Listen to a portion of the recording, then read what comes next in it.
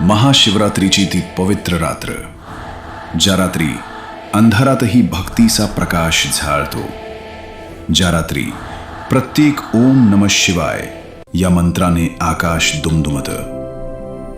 ही कथा आहे एका क्रूर शिकाऱ्याची, ज्याच्या हातात धनुष्य होतं पण हृदयात दया नव्हती. नर्मदा नदीच्या काठावर घनदाट भयान जंगलात चित्रभानू नावाचा एक शिकारी राहत होता.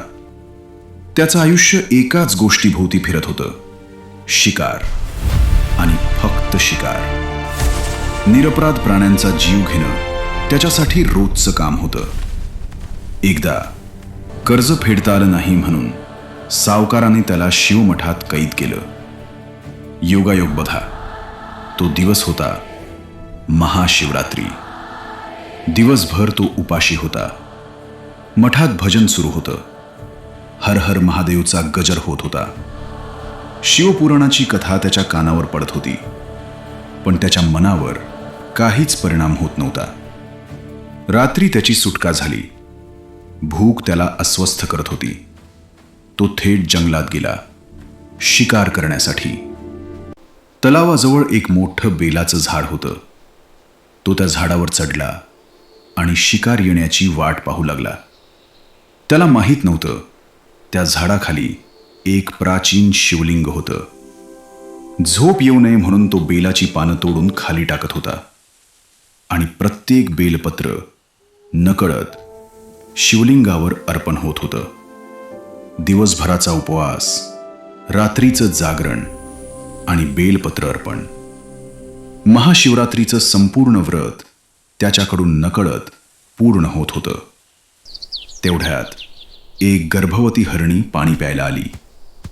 चित्रभानूने बाण चढवला, पण त्या हरणीने मानवी आवाजात विनवणी केली, मला जाऊ दे, माझ्या पोटी एक जीव आहे. त्याच्या हातातलं धनुष्य थरथरलं आणि त्याने तिला जाऊ दिलं.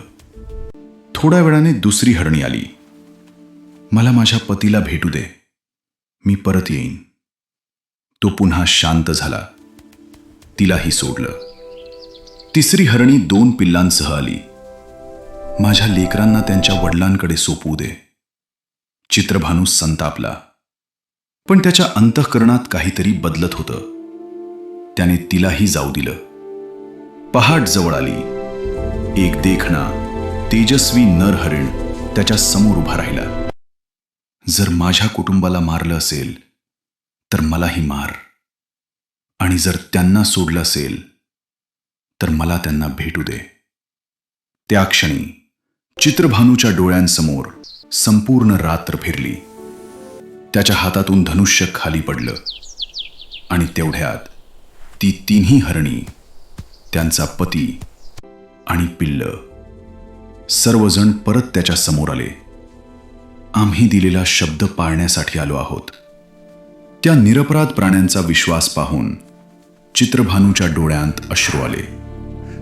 त्याचं क्रूर मन वितळलं. अचानक संपूर्ण जंगल प्रकाशाने उजळलं.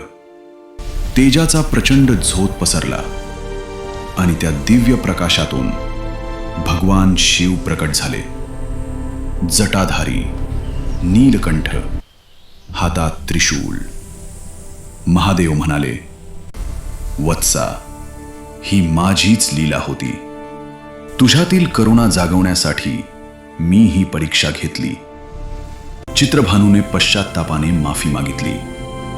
त्याने अहिंसेचा मार्ग स्वीकारला. महादेवांनी आशीर्वाद दिला, तू पुढील जन्मी महान राजा होशील आणि अखेरीस तुला मोक्ष प्राप्त होईल. मित्रांनो, महाशिवरात्री म्हणजे फक्त उपवास नाही, ती आहे मनातील क्रौर्य सोडून दया स्वीकारण्याची रात्र. महादेवांना मोठ्या पूजा नकोत, त्यांना हवं असतं निर्मळ हृदय. हर हर महादेव.